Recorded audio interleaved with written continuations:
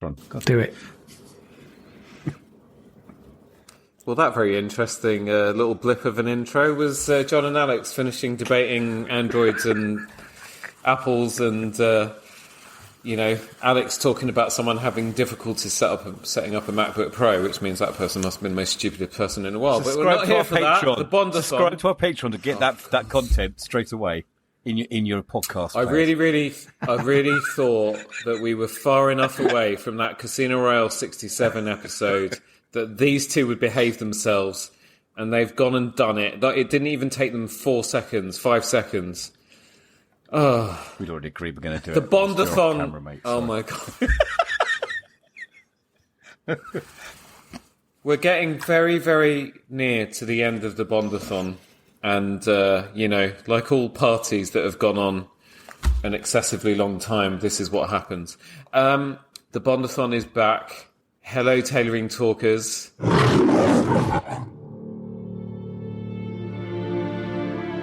Country. England. Gun. Shot. Agent. Provocateur. Murder. Employment. Skyfall.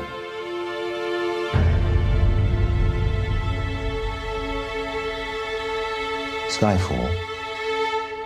Done.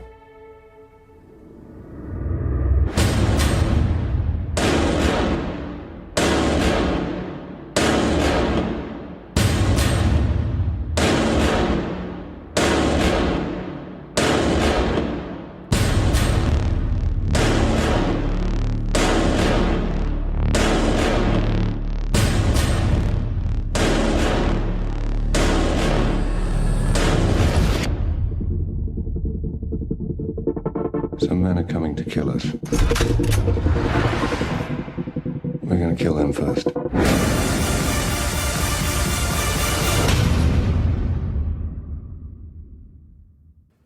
Welcome. For those of you that are joining us for the first time, I apologise.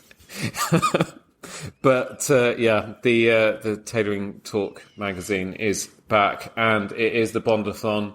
My friends and I are watching every single James Bond film in order from start to finish, one movie, 1 month at a time. We are reviewing Skyfall today. I'm here with Jon. Hello, Jon. Hello, lovely. How's it going? Yeah, good, thank you. Do you know what, actually? It's really nice hanging out with you guys. It's been a while. We are also here with Alex. Alex... I'm going to walk really slowly towards We've the just camera seen your arse. while I ruined it. I thought for a second there, Alex, I can see a small Scottish manor house between those two peaks. Oh dear, that wasn't intentional. Our GoldenEye. I was meant to be doing a pun, you and should that wasn't now, the be joke. That wasn't meant to be Please, the joke. anyone that is watching this, we need to get this video viewed more times than GoldenEye, because that's had over 50,000 views now. And Alex's bum crack deserves 100,000 Oh, no. at least. Um, Oh my god! what's this going out on, Bobby? Everywhere. YouTube, Apple, Everywhere. Google, Oh, everywhere, okay. everywhere. All right, never The mind. pigs like that bit, I'm sure. And You've ruined Yeah. my joke as well. That's the top bit. And we are also joined by our very special guest making its first appearance on the Bondathon, Alex's butt. It was only a matter of time, to be fair.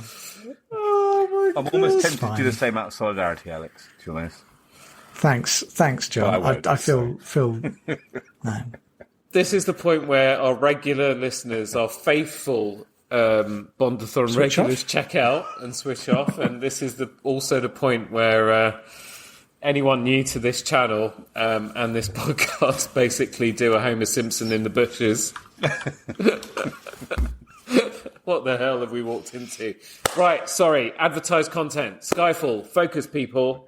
This is serious, because it is possibly one of the most serious Bond movies ever made. If you haven't seen Skyfall, what are you doing here? Go watch it and then come back and join us. We are going to be spoiling the living daylights out of this film. and we're going to go through everything from behind the scenes stuff, the plot, girls, gadgets. That won't take long. The wardrobe. Obviously, anyone that's into tailoring, that's probably why you Google searched and found this podcast. So we will spend some time talking about that, the music, etc., etc. And at the end, of course, we will give our Bondathon rating and review. So, Skyfall. I'm going to come out and ask this question off the bat. Is it the best Bond movie ever made? Yes. That's exactly what I thought when I watched it last night before last. I just said to myself, how am I going to get away with saying a 10 out of 10 for this? I found it perfect. Alex, you're not looking so sure. So, I thought I went into this saying the same thing. This is my favourite. I'm going to give this one 10 out of 10. And I'm not giving it 10 out of 10. But I'm giving it something very close. Okay. Well, we'll find out. But yeah, and that's partly because I know what's coming up, which is a bit of a problem. So I think I can only really compare it when I get to the last one. Yeah. Okay. So Carolina's not here. She's abroad this week, so I am going to end up watching this film again because obviously we've been doing the Bondathon together, and I don't mind watching it again. But for me, spoiler alert, it's potentially not going to be my highest rated film. Back in 2012, when it came out, I thought it was the bee's knees. I mean, I just started my company, and we were lucky enough through the daughter of one of my clients who worked for a PR firm that looked after Heineken to then get roped into doing some of the promotional stuff for Skyfall. So we got involved doing a spy-themed day where they picked up 3 journos from their houses in the morning and they went on a series of missions throughout the day. And the break in the missions was going to Savile Row to get measured for a suit. And luckily they didn't go to Savile Row. They came to little old me. And so we got to go to a lot of the after parties and, the post-premiere party and all that sort of stuff. Professor Green performed, was right in front of him. I don't know if you guys know who Professor Green is, but anyway. He was doing all right at that time. And it was great. I've still got my Heineken Skyfall beer bottles somewhere. They're on display. We've moved house, so I don't know where it is, but it's somewhere around here. And it was a very special film for that reason. A large percentage of our wedding tux sales have been the Skyfall tux. A lot of our grooms that have got married in black tie, that is the tux that they wanted. And 10, 12, 13 years later, if they don't know what tux they want, that's the tux they're probably going to get. The Skyfall coat, we just re-released it this year. Love it. Yeah.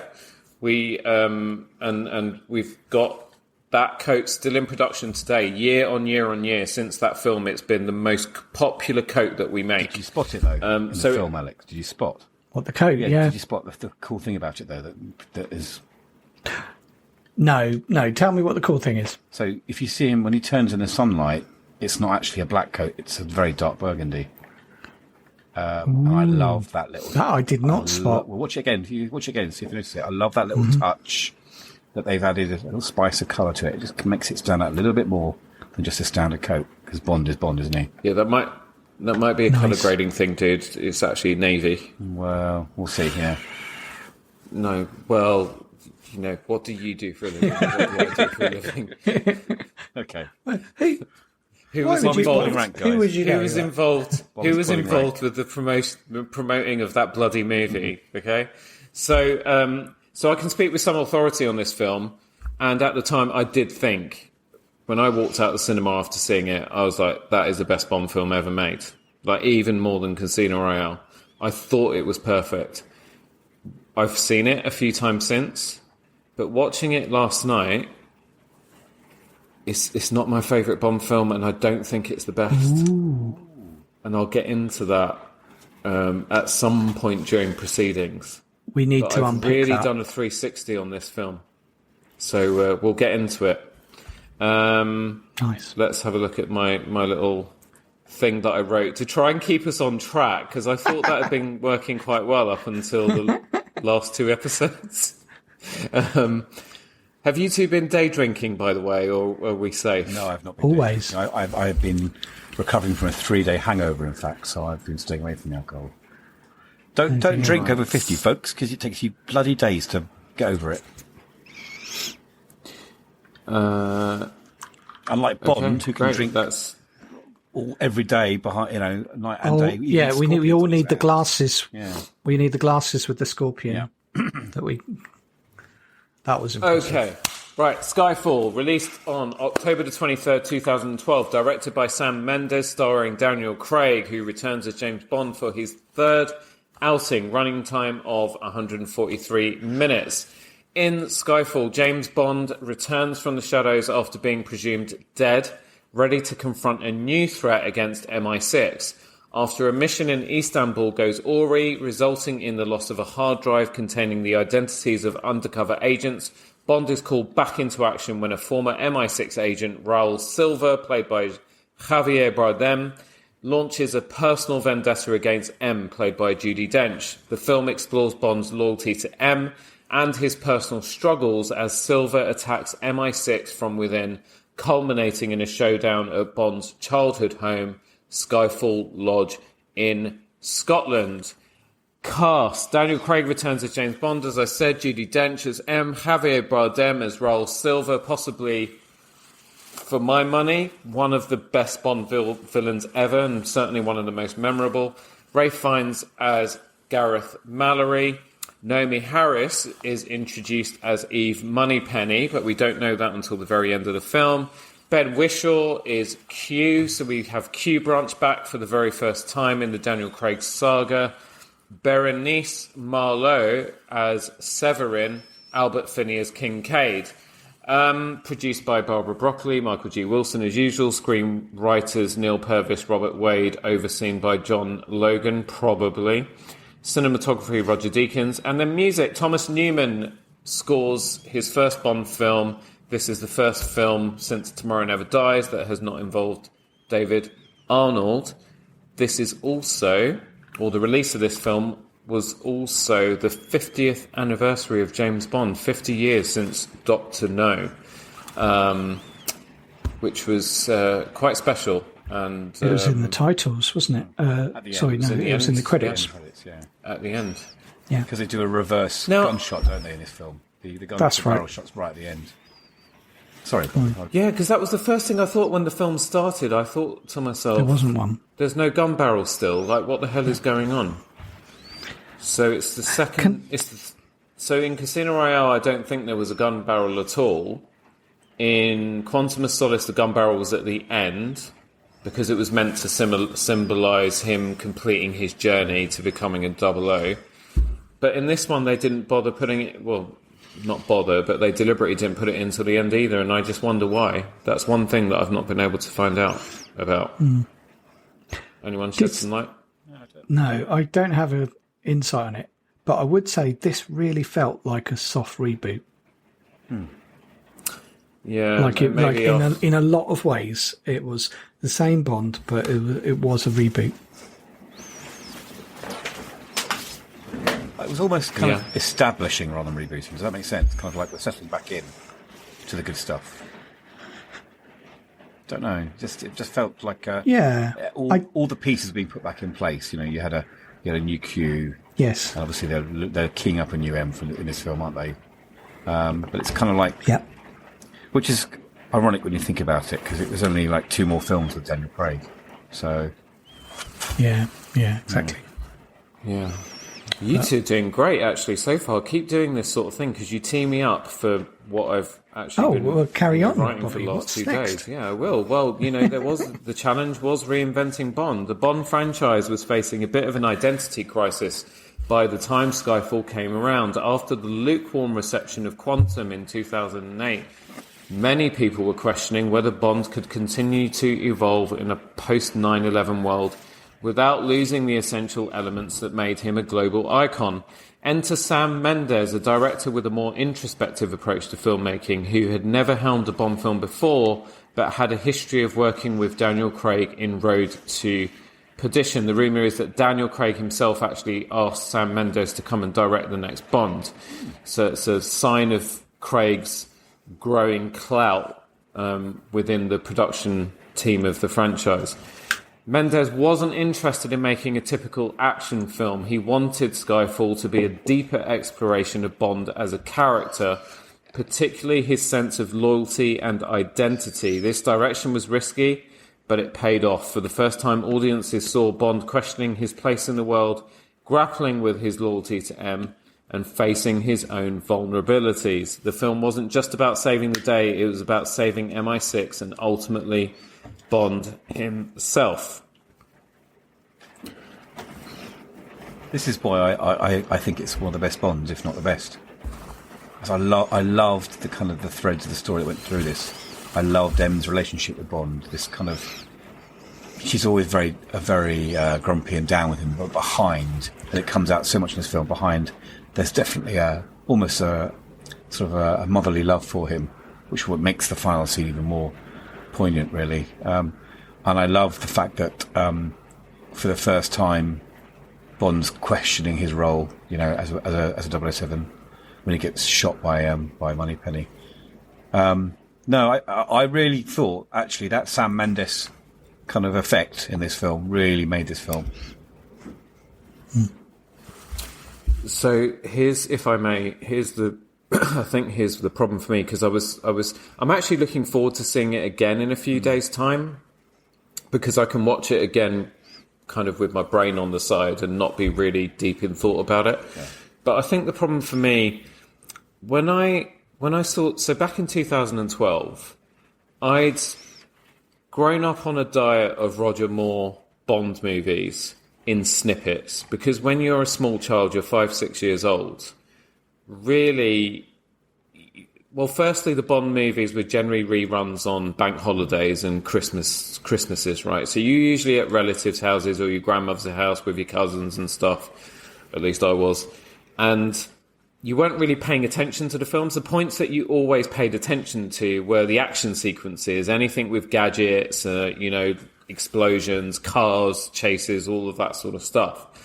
Then the Pierce Brosnan films rolled around. The Timothy Dalton era passed me by completely, because we're then at that point in the late 80s, we're kind of in that era of Batman and we suddenly started to see those big summer tentpole type movies. So the Timothy Dalton era didn't exist for me. And also they were rated 15. So, that was a complete no-no being a 10, 11-year-old. Then you go into the 90s. I'm 18 and GoldenEye comes out. It's Windows 3.1. So no Apple Macs in sight, so little Alex is really happy. But it's Windows 3.1, so suddenly we can have wallpaper backgrounds on our screens, right? Sorry, not even 3.1, you got Windows 95 by that time. So, I had the GoldenEye was like the first wallpaper that I had, with the BMW Z3 and all the rest of it. And Brosnan was my Bond. I was really, from that point of view, he was my Bond, because it was the first cinematic Bond that I went, saw all the movies, bought them on DVD when they came out, watched, rewatched. We had GoldenEye the game on N64. I was fully immersed in that world of Pierce Brosnan's Bond.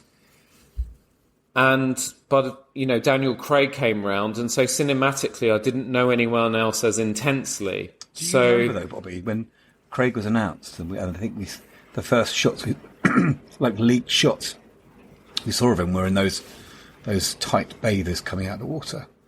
And everyone was like, he's not Bond, he's short and he's blonde, and there was a lot of kind of backlash when it was first announced. And I wonder if that affected you. Not really, because I'd just seen Layer Cake. Yeah. And during Layer Cake, knowing at that time that Brosnan wasn't coming back as Bond, I turned around to my wife and I said, especially at the end of the film when spoiler alert, if you've not seen Layer Cake, just skip forward about 30 seconds now, because I'm about to spoil the ending. Ready? Okay. So here comes the spoiler. We don't know the protagonist's name throughout the entire film, and we only realise that at the end. And I turned around to Carolina straight away. We were dating at the time, and I said to her, he'd make a really good James Bond. So when he was announced, I wasn't bothered about it, because I was like, oh, okay, well, I called it, thank you. So that didn't really affect me as much. So really, what's happened now through the Bondathon, and this is probably, I don't know, it's the blessing and the curse of the Bondathon. I've been able to go back with you guys and watch the Connery films that I'd never seen before. Watch the Roger Moore films properly from start to finish and actually pay attention. Then watch the Dalton films for the first time in my life. Revisit Brosnan. And now we're going through the Craig era, which is the most recent, and it's the most fresh in all our minds. The thing that was getting me throughout Skyfall was that it was very serious. And what I'd come to enjoy about most of the Bond films we'd watched through the Connery and Moore eras particularly is that they were fun. The quips. They were fun. They were funny. They, even Connery had, when he was funny, he was so funny. And, the gadgets and the girls and the cars and the just, I don't know, that each one was like its own self-contained adventure. You didn't need to be so... You know what I mean? It was like... Yeah, this is a very different, different vibe to those films. And there were a couple of quips in this film which just landed really flat because they seemed out of place. There's one... Yeah, very. One that Bond makes after he's on the lam with M to Scotland, and he goes to the garage and gets the new Aston Martin. And he makes... I can't remember what the quip was, but he made a quip there and it was just really poor. And because of the film, it just didn't fit. They didn't need to do it. If they're going to decide to be a straight film, then be a straight film. Yeah, if they put that but even Ben Whishaw, when they introduced Q, and Q traditionally has been a catalyst for comedy, joke on joke on joke. But, it was just a really flat, exploding... Were you expecting an exploding pen? We don't really go in for that sort of thing anymore. And with that line, the potential of there being fun air in the balloon was basically taken out. And the very fact that this is the only Bond film, this is the first Bond film, sorry, because we've got two more to come, but I cried at the end of this bloody film. I was sobbing at the point where, again, spoiler alert, M dies, and I was just like overcome with emotion. And then when he starts crying, because it's really the first time we see him cry properly, then that set me off even more. And I was like, I've got to knock 2 points off straight away because you made me cry. Bond movies don't do that. But don't you think though that through the whole gamut of all the Bond films, there's been a variety of styles of production, and there's been humour, there's been a bit of sort of rapey slapping here and there. That the Bond franchise throughout the whole has changed and has evolved and has adapted. And I think maybe they wanted a more serious Bond in Craig because of just the way he is. Although, reading the behind-the-scenes stuff, he shared a lot of jokes with Javier Bardem. They were both rugby fans, weren't they? They had lots of fun during that slightly kinky scene where he's tied down in the computer room. But I think... I want to know how many takes that took, because I can't see them getting it done in less than 50. But I do think I really can't. They're looking for a serious fight, and I gave it more points because of that scene at the end. Ironically, that scene that really got me, got the tears coming from me as well. I liked it for that. And maybe we want different things out of Bond films, Bobby, but I quite like the serious intent of this film.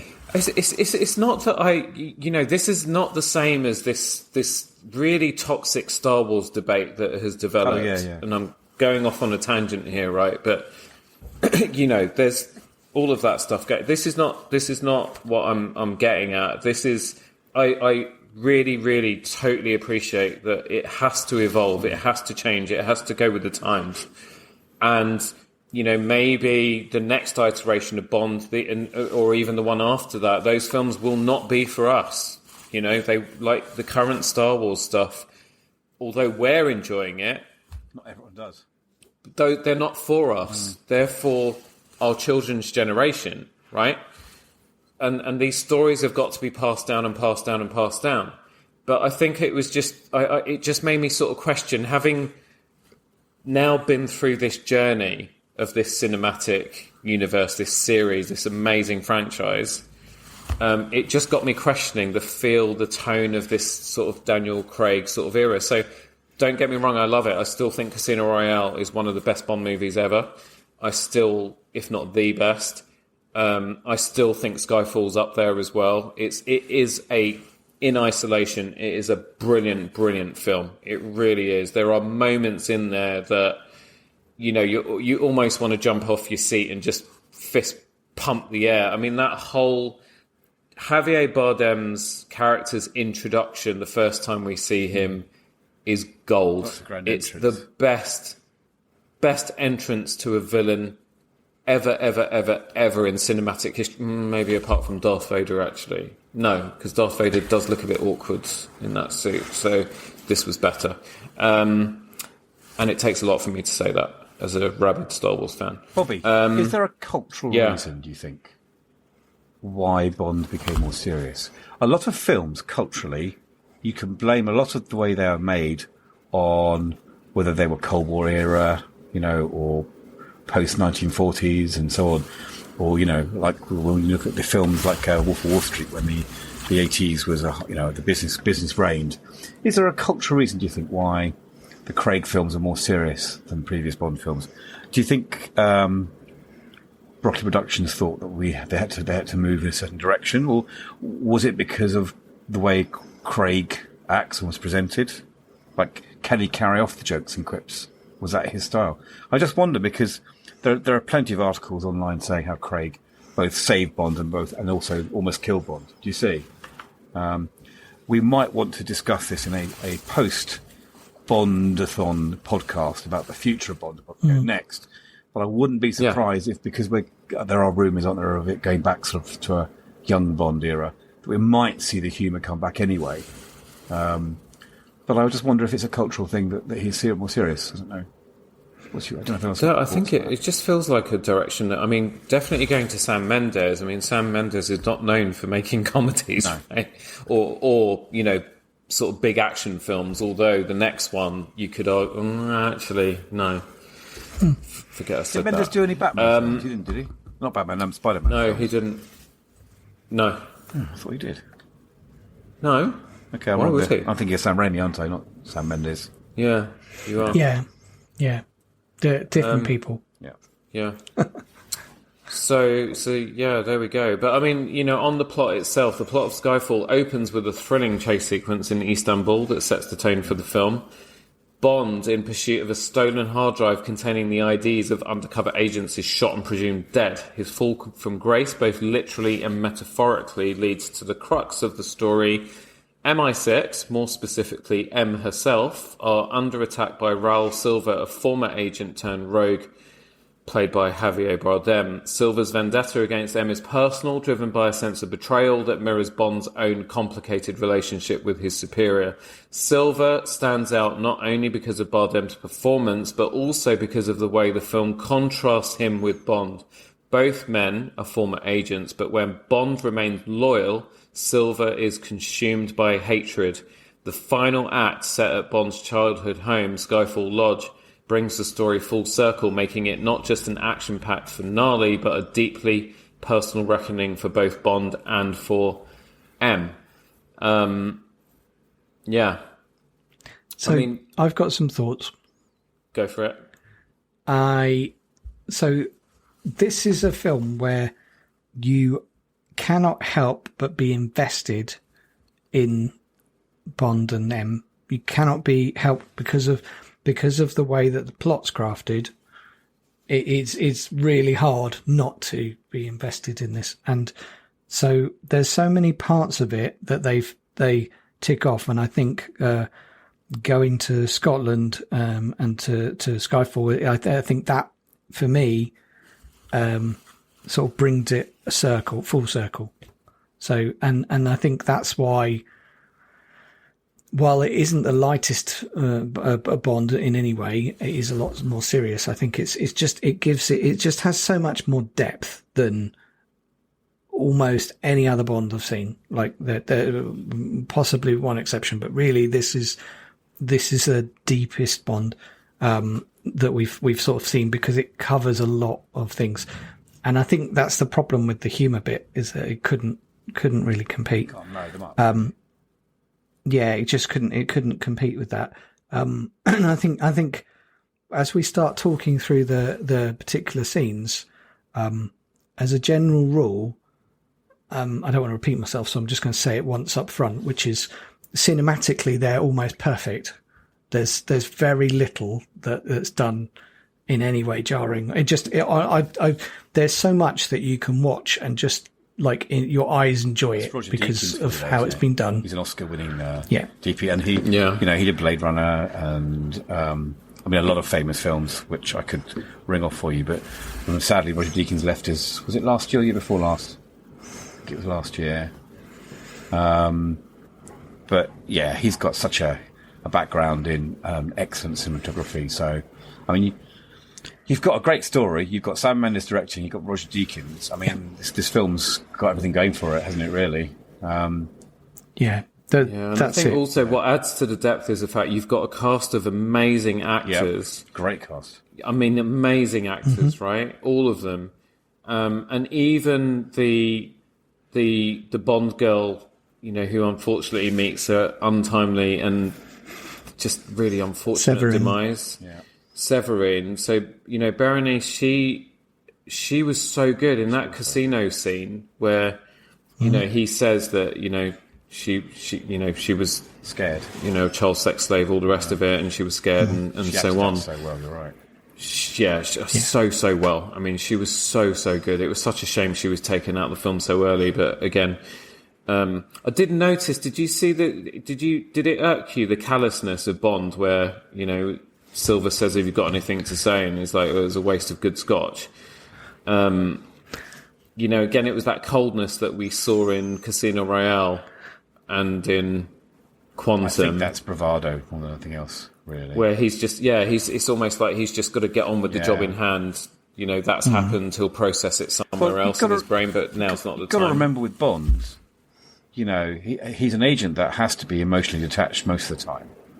He can probably switch it on and off. I was more upset with Leiter's death, spoiler, in later films. I've seen him die before Leiter, but he has to be detached, but also he has to show the heavies around him that he's not flustered. Because I think if he was flustered, that would ruin the surprise of the next part of that scene, wouldn't it, where he duffs them all up.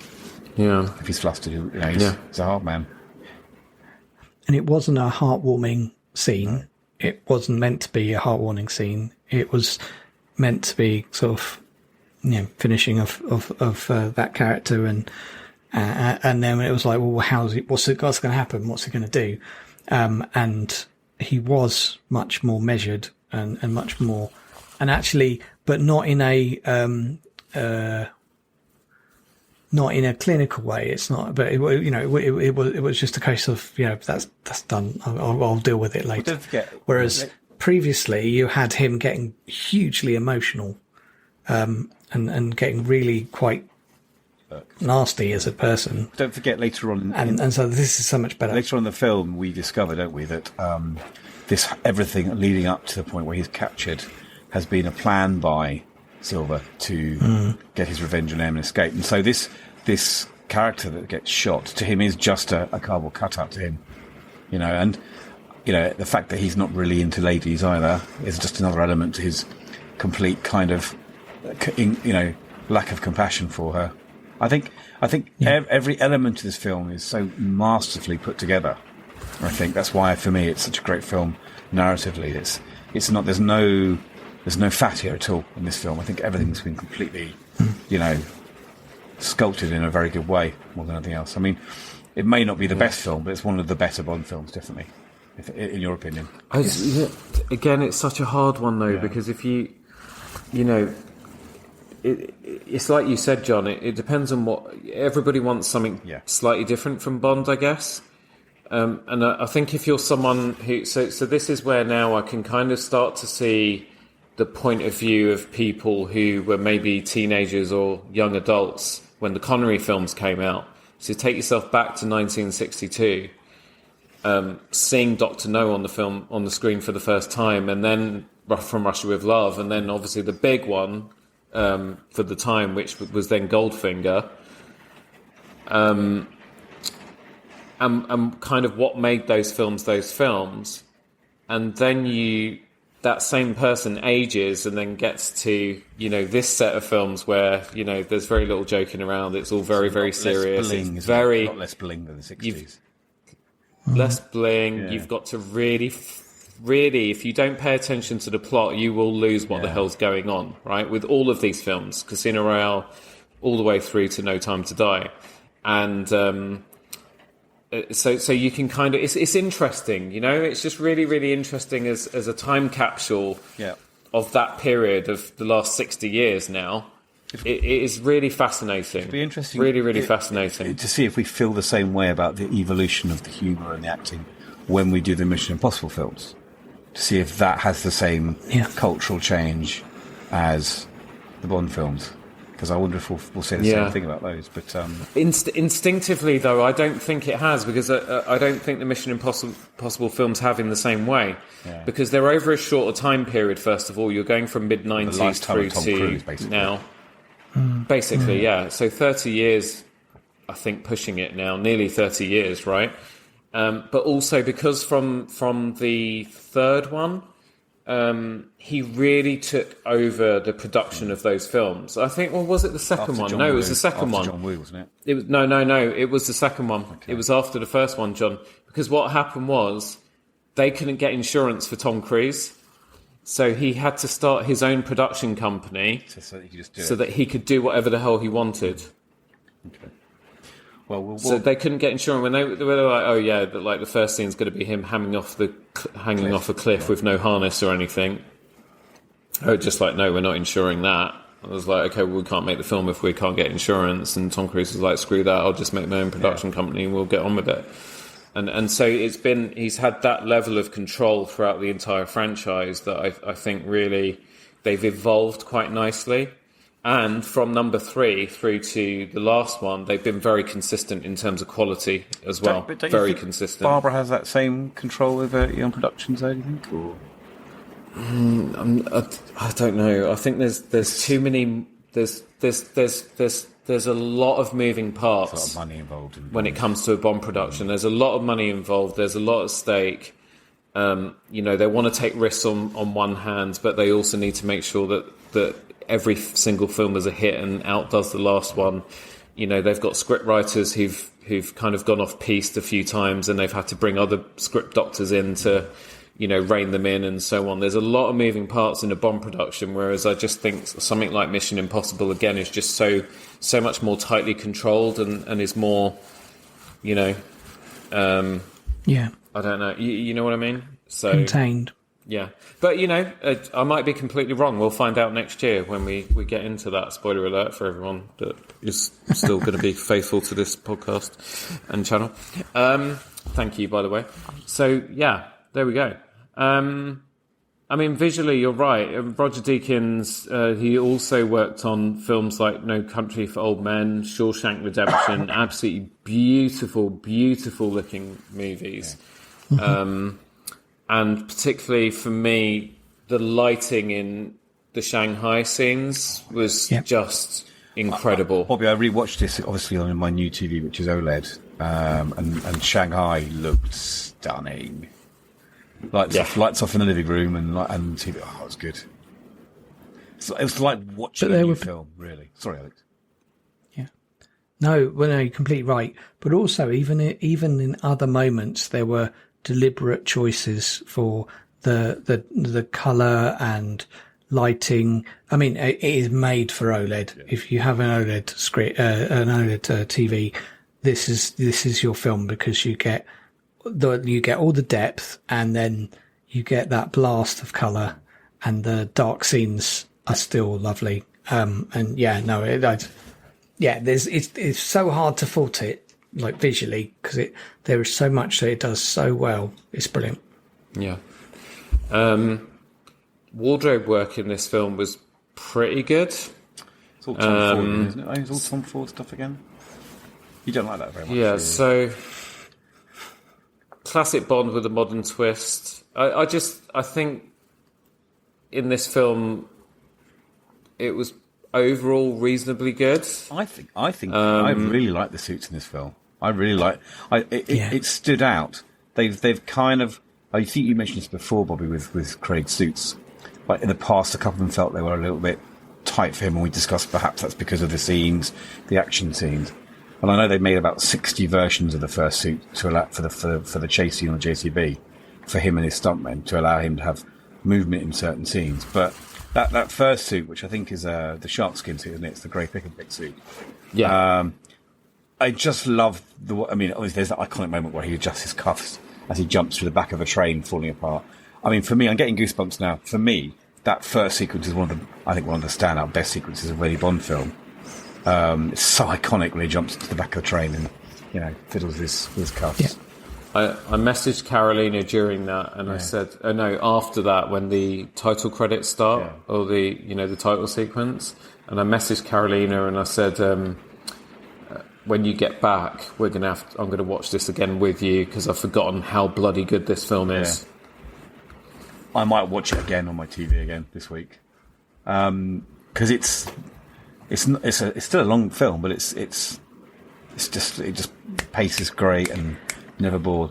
What did you think of Javier Bardem's outfit? His chocolate brown vest and his cream sports coat. Oh, loved it. It was so absolutely loved it. It's one of the reasons for Javier Bardem, wasn't it? Yeah, it's one of the reasons why I love that scene anyway. It's one of my most favourite scenes of any Bond film ever. But his introduction, that one shot, take of him walking slowly towards Bond and us. And it also meant that I could just look at that outfit for a longer period of time and just really appreciate it. Crazy patterned shirt he's wearing underneath it just went really well with it. Like, very thoughtful. Yeah. And actually, thinking about where the location was, so in that abandoned island, weren't they, where the story was that they scare people off with a gas. Like, it seemed to fit really well with his environment as well, kind of like a sort of dusty environment. While we're talking about wardrobe, John, I've got some notes for you. Okay. So costume designer Janie Tamim was tasked with creating a wardrobe that reflected both Bond's classic image and Daniel Craig's more physically intense portrayal. Tom Ford once again provided the suits, which are slim cut and modern, but still retain the sharp, timeless look associated with Bond.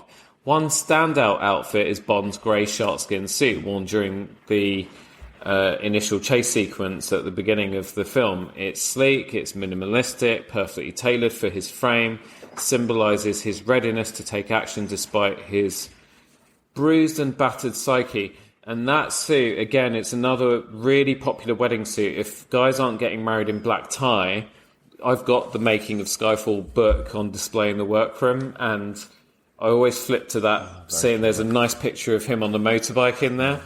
And I say, and I'll tell them, I'll say, what about that? And they're like, as soon as you talk to someone about turning them into 007, there's never an objection. No. Like, never an objection. In 22 years I've been doing this, it's crazy. That, and that's the power of Bond.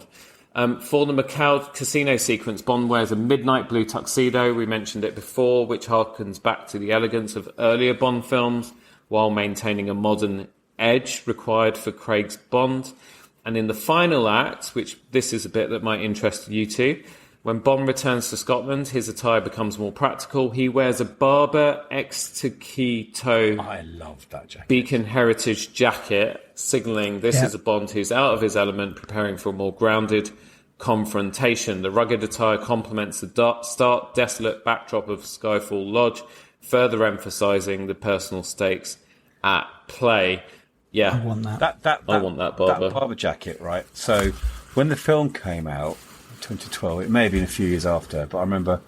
I think this is going to make Bobby cringe a bit here now. So Bobby, just put up your protective mask, suit mask. Hey, I'm gonna close my ears now so I don't hear you. So I saw a... Did you get that movie reference? See no evil, hear no evil, I don't know. No, Chris Hemsworth in the female Ghostbusters. Oh, That's it. I don't remember that film very well. Sorry. I can't hear you. I've only seen it once. Yeah. And that was enough. I went out and bought from Fat Face for about £100. They did like a barber version of that jacket, which I loved up until the point, because it's kind of close enough as I could get to that barber jacket from Bond. But it wasn't until I saw 4 or 5 sort of parents at my school, 20 years older than me, also wearing it, that I thought, yeah, time to move on. And the zip eventually broke anyway. But I love the jacket. But you're right. That is an awesome outfit. Only comparable, I think, with his amazing the commando jumper he wears later on in No Time to Die. You know, the one with the navy. Kind of, the N Peel jumper, we'll which come back I to still that later. want. That's right. So, but great outfit. And did you ask us? I did ask myself at the time. So Bond and them have dashed off in the DB5. You know, they've zoomed down the motorway to Scotland. He was in was he still in his tux at that point? No, he was in. He was wearing a suit.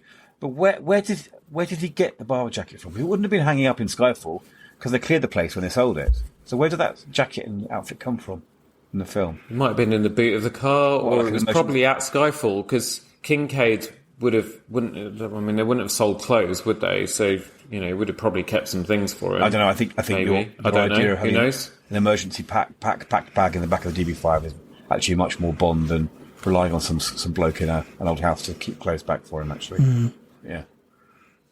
It's a film. Who cares? Is that the DB5 from Goldfinger? This is a bit of fan fiction now. Do we think that's the DB5 from Goldfinger? Or do we think that's the DB5 that he won in Casino Royale and then he gave it to Q Branch and asked them to modify it? I think the latter. That fits better into the timeline. It's quite poetic. Yeah. But it's really funny because there is a line in the film where M says to Bond, "We've both been doing this for a long time." Yeah. So it's really funny because we're only on Daniel Craig's 3rd film. But And obviously, but there's a lot of time that's passed from Quantum of Solace through to this one, to Skyfall, by the looks of it. And I thought it was really telling that they chose to have him with stubble for such a long period. The first part of the film, it was almost a beard. Yeah. And it was, with his white hair and stuff, he looks so much older, I guess we all do, even I do, when my beard grows out a little bit or my grey hairs come through and I look like 20 years older. But it was just interesting, that choice that they made, and I get a feeling it was kind of deliberate to give us a feeling that a lot of time had passed between Quantum of Solace and this movie. In terms of the car, I think the ambiguity was written into the film, but various people who've interviewed Mendes says that he wanted to actually pay homage to the Goldfinger DB5. So it set about basing the new car off that design rather than the Casino Royale one. So if you look, the Skyfall car actually is much closer in resemblance to Sean Connery's vehicle, which has the same license plates and is a British right-hand drive. So I think it's more of a homage to Goldfinger rather than a continuation of the Craigiverse more than anything else, which is quite cool. Yeah. And talking about the DB5 and modifying by Q Branch, etc., it was my tenuous way of trying to get Alex back into the conversation. Alex, over to you. It's gadget time. I should have a little jingle for that. I checked out because gadget wise, this is. That's my jingle. Sorry, Caroline. Inspector Gadget. Inspector Gadget. It's Alex Hansford. Go, Alex, go. Oh, thank you. Go, Alex, go. Go, Alex, go. Sorry. So this isn't a great. Inspector He's still Gadget. I've got to try and. Inspector Gadget. It's Can we Alex fade him? Hansford. Fade him down. Yeah. Sorry, Just. I'm in control. That's the problem. Oh, never mind. Yeah, no, this is a really dull one when it comes to gadgets, because there really aren't many at all. I think the biggest part is just the reintroduction of Q with Ben Whishaw. That is the biggest sort of news out of the whole thing. And I do feel like you mentioned it earlier about saying, "Oh, we don't do that anymore." You know, it's really puts the dampeners on the gadget bit of James Bond. So I did miss that from this. Alex, did you notice Q's mug when he picked it up and drank out of it? Oh, I can't. I can picture it, but I can't see it. I don't know what it says. I can't remember. No, at the time I did, because I was like, "Oh, that's quite cute," but I've obviously forgotten it because I didn't write it down. On the back, so you can't see it, but on the front of that mug are all the Scrabble letters with their scores, and on the back of the mug is the letter Q in large size with the score for Q that he's drinking out of, and it's like a funny kind of. I'm kind of a a jokey chap, and I can have a laugh. Brilliant. Which I think is a lovely touch, because I love that. It's not over, but it's there if you spot it, which is quite. Anyway, back to your gadgets. Yeah. So Alex, you can have the cup in your list if you want to beef it up a bit. I'll put it in my list. I mean, I think the only thing I have is, so I have the radio transmitter and the Walther PPK with the personal. So they said it was the fingerprint mapped to his fingerprints, but I can't remember what they. Palm print, yeah. They said it was basically only he could use it with the 3 lights, which you knew. So that was meant that they're going to have a scene where there's someone else tried it. Absolutely, they set it up like right there.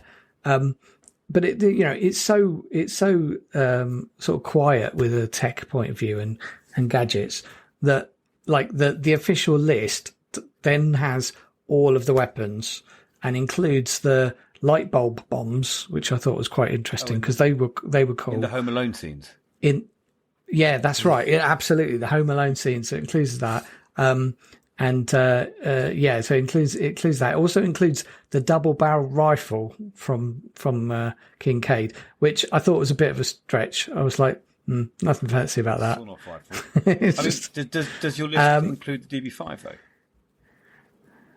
It doesn't have it on here, but he uses gadgets from the DB5. Because at one point he flips up the eject seat. He has the button. When M's off in a car, isn't he? And then also there's a point where all the dudes are approaching the house, and he turns the machine guns on in front of the car and mows them down. So I love it when he flips up the ejector seat button, right? Sort of suggesting to her, if you don't shut up, you're going up there, and she just goes, "Go on, do it." Yeah.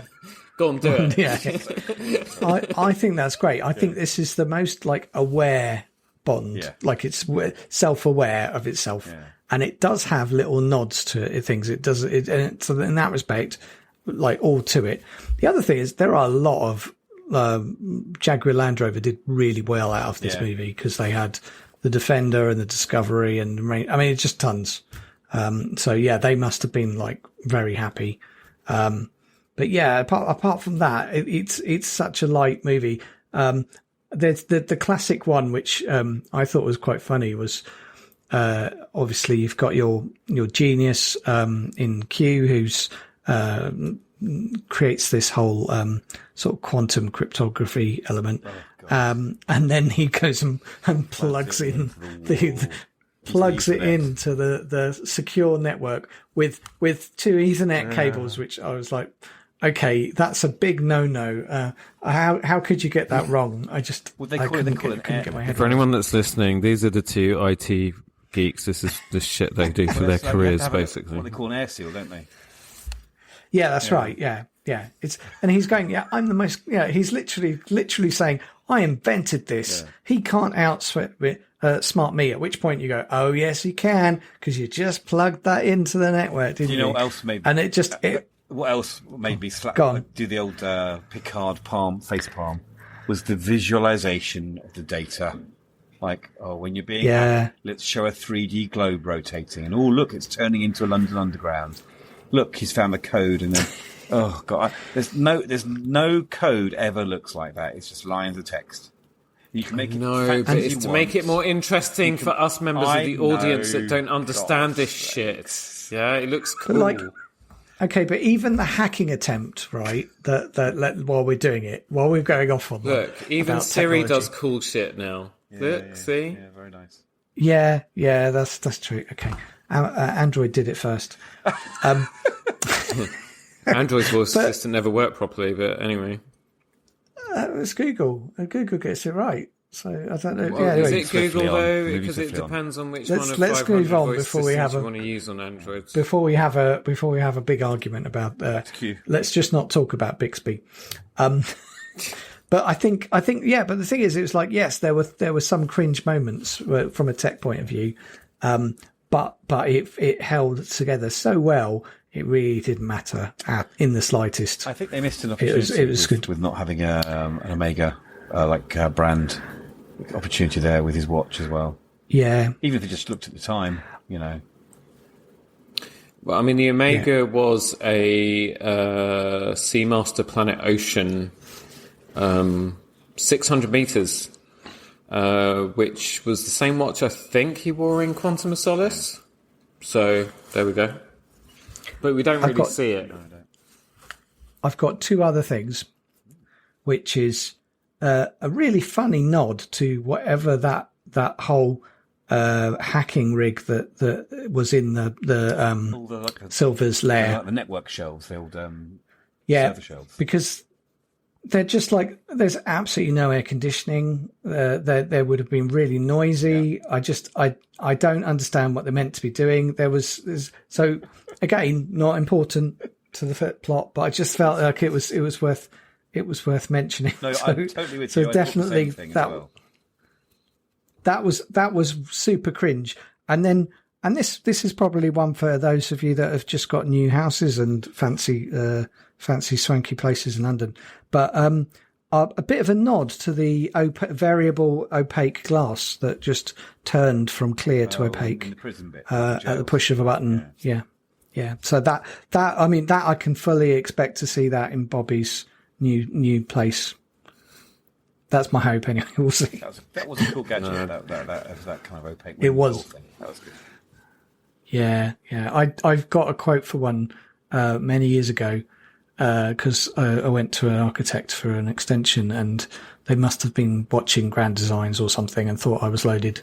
They're thousands of pounds. And at which point I was like, nah, it's all right. I'll just get some blinds from IKEA. It's okay. I don't mind that. Anyway. A bit cheaper. Cool. Yeah. I think I'm done. Well, Sony did manage to shoehorn an Xperia T into that as well, his phone, but it was so brief again. Really could miss it so quickly, couldn't you? But yeah. Well, yeah. I mean, it was product placement was a big one in this one, wasn't it? Everyone was up in arms over the Heineken bottle in the scene in wherever he was after he got shot, At the bar, and in bed as well, because there was that whole controversy in the media about would he be drinking a beer and would he be drinking a Heineken and would he be drinking in bed. And the answer to that question is, well, yeah, he was. Shut up. Read all the Bond books, and he's much more of an over alcoholic in the Bond books than the films. Yeah. Talking about drinking in bed, it's time to hand over to the great, the late. No. Sorry, God, what am I doing? Killed him off. Sorry, the great, the voice, John Evans. It's Bonkathon time. Okay, so shag number one was what I call Random Beach Brunette. And I think that's... He's got names for them now. Yeah, I always do. Well, you can't dehumanise them, Bobby, for goodness sake. They're people too. Yeah, just... you called her random. I think because... the point of the first one is, this is showing Bond's sort of post-bullet shot decline, isn't it? And he's like, he's doing shot games with scorpions, and he's drinking through to the morning, and that just shows him being kind of feckless and I don't care what I'm doing. And he gets up and takes painkillers for his shotgun, his shot wounds afterwards, and then carries on drinking. But and that's kind of throwaway, isn't it? That first one, and then the second one, as we know, is in Macau on the boat, and I couldn't remember her name because you don't actually. It's not very obvious. Her name's not very spoken out loud very obviously in this film. No. Severin. So I called, and bear with me, and I do apologise to anyone if this offends them, but I called shag number 2 "Sexy Sex Trade Lady," because that's kind of how that's how I kind of pieced together what she was from the film. Do you see? So it's not a great name for her, but I was very upset about her because she was, I thought, a really good Bond girl. Yeah. And it was very, very quickly after that he's in that room with her, watching TV. The whole scene was ruined when suddenly BBC News showed Hugh Edwards talking about the MI6. Yes. Yes, that's right. There's nothing the producers can do about that because he's been on the BBC in Bond films for at least 4 or 5 of them. But it was a bit of a sign of the times, wasn't it, really? So there you go. Well, the thing is, I mean, look, at the I'm time, we didn't know what was going to come out 12 years later, right? So you almost have to just put... You just have to put it aside, really. Time, isn't it? So yes, just two in this film. But then it is a serious film, isn't it? You know, I think any more than that, you kind of lose the seriousness of it. He's just going around, conquesting basically. So back to Roger Moore again, aren't we? Really, or Sean Connery. So. Did he? Even though we didn't see it on screen, but do we think? Yeah. Yeah. Especially when she was giving him. It's implied, isn't it? I don't think they did. That was a bit of sexy cutthroat razor shaving, though. I don't think they did because later on, when you see them together near the end outside Mallory's office, there's kind of that same tension as if, like, I just don't think they did. I think it's implied that she's teasing him a little bit, and maybe they had that set up for another film, but I don't think she did. That's why I've only counted 2. And to be honest, I will only count definite, confirmed shags that we know have happened in the film. All right, implied shags I don't think count because Bond is never that sort of guy. If you know what I mean. I think that's quite an honourable set of rules there, I think so too. John. Yeah, that's very good. Cool. Music. Now we've talked about Adele's. We've talked about Adele's theme song before.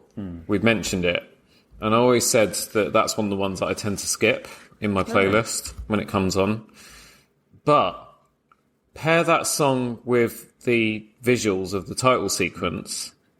It's freaking amazing. It's good, and it's a good Bond. It's a very Bondy song, I think. She's really paid attention to the kind of Bond themes and sounds. It's not a you don't lose any kind of Bondiness to it. That makes sense.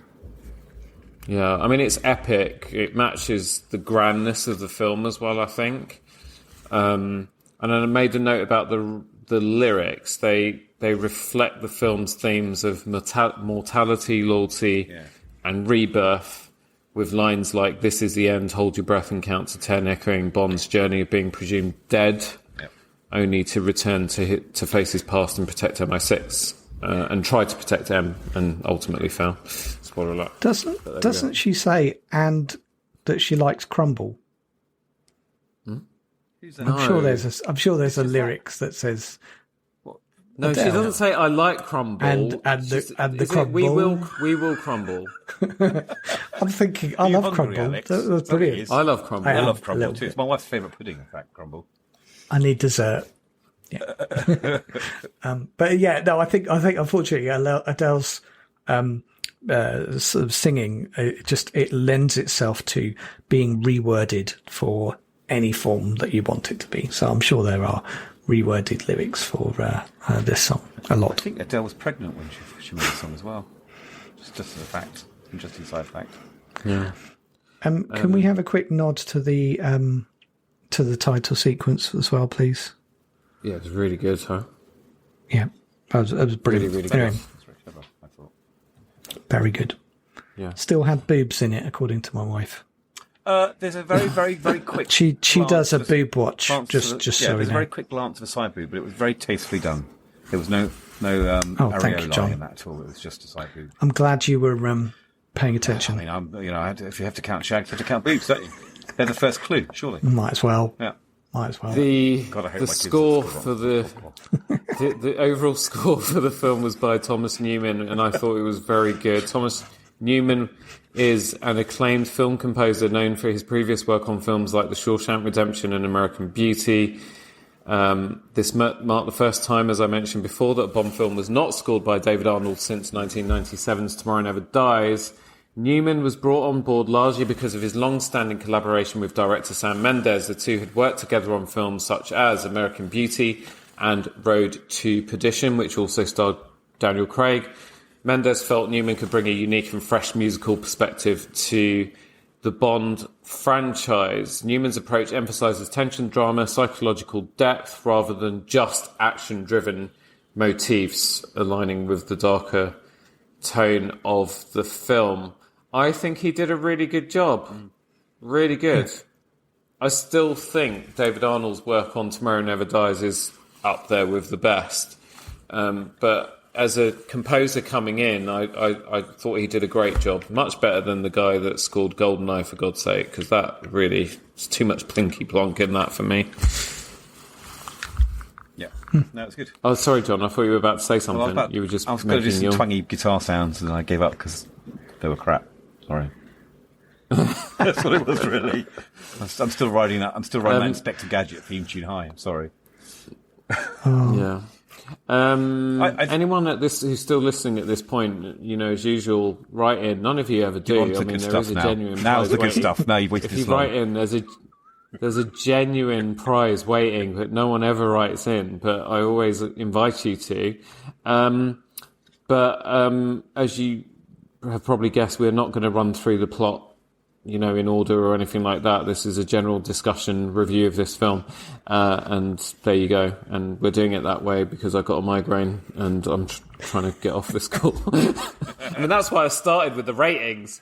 I was like, let's just kill this early. We haven't actually given our ratings yet, though, have we? We'll do it at the end. No, we haven't. But I was going to talk about the reception for this film because it was critically acclaimed, was it not, Alex? It was. It sort of did all right on the money front. It took a little bit of green. Yeah. How much? $1 billion. $1 billion. $1 billion triumph. Upon its release, Skyfall was a massive success, grossing over $1.1 billion worldwide. It became the first Bond film to cross the $1 billion mark, proving that the franchise could still compete with modern blockbuster franchises like The Dark Knight and The Avengers. Don't forget, we'd kicked off all of that Marvel Cinematic Universe nonsense by this stage as well. Critically, the film was lauded for its performances, direction, and emotional depth. It earned 5 Academy Award nominations, winning for Best Original Song and Best Sound Editing, amongst others. More than the awards, Skyfall solidified Daniel Craig's place as one of the definitive James Bonds. It's also set a new standard for what a Bond film could be. More than just a spy thriller, Skyfall was a deeply personal story that explored themes of loyalty, identity, and loss, making it a film that resonated on an emotional level with audiences. I think it deserved every cent. Yeah. It was a great film. Yeah. It honestly was a great film. I've got a quick trivia for you. It just wasn't as fun. Yes. So adjusted for inflation, what is the next highest earning Bond film? Yeah. Adjusted for inflation. That means it's an older one. Moonraker? Let's see what John says. Thunderball. He doesn't. Thunderball. You're absolutely spot on. John is right. Thunderball. It was. This is it. There's inflation adjusted amount of 1.047 billion. I said that. Whoa. I said that as a joke to wind up Bobby, and it's actually no. It was absolutely true. But then adjusted for inflation, because I don't know what. Do you have the number of what this film cost to make? It must have been north of 200 million. Oh, I'll have a look at the budget. Do you know what, but yeah, Bobby? This was expensive. So adjusted for inflation, it'd be interesting to know if Thunderball was actually the most profitable movie. Whilst Alex is pressing his buttons. So you say how much it cost to make. we talked about the Heineken controversy and how it kind of lacked integrity. Well, Sam Mendes said that got us 28 million towards making the film. So Heineken paid 28 million. Yeah. So, you know, it might have been like, but they got the film made, and what a great film it is. You know, and sometimes you have to be a bit. And also, at that point in the film, he was on the downer, wasn't he? And he didn't have any integrity. He was, you know, so maybe that it fits. Alex. So here's the thing. Okay, so the budget for Skyfall was down as 150 to 200 million. I don't think there will be an exact figure. So. Yeah. So and so if you think about it as a proportion, right, then Thunderball definitely made more money because its budget was $9 million. And off of that, its box office was 141 million in that day. Okay, so going from 1965. So yeah, Thunderball absolutely raked it in compared to this. Can I give you some perspective though? Yeah. So what? So Thunderball. So was it 1.8 billion? Did you say? Thunderball was 1.04. Okay. So billion. When adjusted for inflation, Gone with the Wind is the highest grossing film of all time at $4.5 billion. Because people were paying to get out of there because it goes on for so bloody long. Maybe. but I mean that's almost 3 times. Yeah. But it does put into perspective. I mean, actually, for a Bond film to make that much money is pretty good. When you think about the money some of the more recent Star Wars films have made, that's still amazing, isn't it? And it just shows you what a beloved franchise the Bond films are, really. With hopefully a little bit less vitriol in its fan base than the Star Wars films as well. We're a bit more grown up, aren't we? Yeah. Mm-hmm. Yeah. Let's move on to our ratings. This is going to be super interesting. So we'll start with John because we know it's going to be a 10. But 10 John, 10. Just to make sure, because this is This and Moonraker are my 2 Huh? favorites. I think I gave Moonraker a 10 as well. Check the spreadsheet, Alex. No, you didn't. You gave. Oh no, hang on. I'm looking at Alex. Sorry. You gave Moonraker a 10. Yep. And your second highest rated films jointly were Octopussy. Octopussy. Was it like a light pink colour? Octopussy. Yeah, Pusey. Actually, the octopus is colour pink, isn't it? Oh my god, that'll be the opium. How's the migraine? All right. On Her Majesty's Secret Service and Octopussy. And Goldeneye as well. Yeah. Octopussy. Nurse. Okay, sorry. What did you say? 10. Dear. Yeah, I mean, listen. Bondathon fans know that I do give high marks for these. I am the high water mark of ratings, and we then wait for you guys to sort of tear it down a few pieces. But I you know. Well, no, you gave Diamonds Are Forever a 5. Yeah, because it needed to. It was crap. That's why. And you gave From Russia with Love a 7. Yeah. I mean, that's ridiculous. Well, I knew the Craig films would come out, see? That's why. Oh, Yeah. Alex. Well, do you want to say what my highest one is so far? No, you're going to give your rating, and then I'm going to tell you why you're wrong. Okay. I'm going to give this a 9.75, which is my highest rating so far. But it's not. What lost the 0.25 then in this film? What was that? Was that a lack of fun? There are a couple of. Yeah. So yes, there is an element of lack of fun, and this could be a little bit controversial, but Javier Bardem as Silver, I didn't like it. Okay, I know what he was trying to do. It had like a Blofeld like vibe to it, and but it just grated with me. You know, but that literally there's nothing else wrong with this film. It's basically practically perfect in every way. I loved it. Okay. So I'm gonna give it 8.75. Oh no!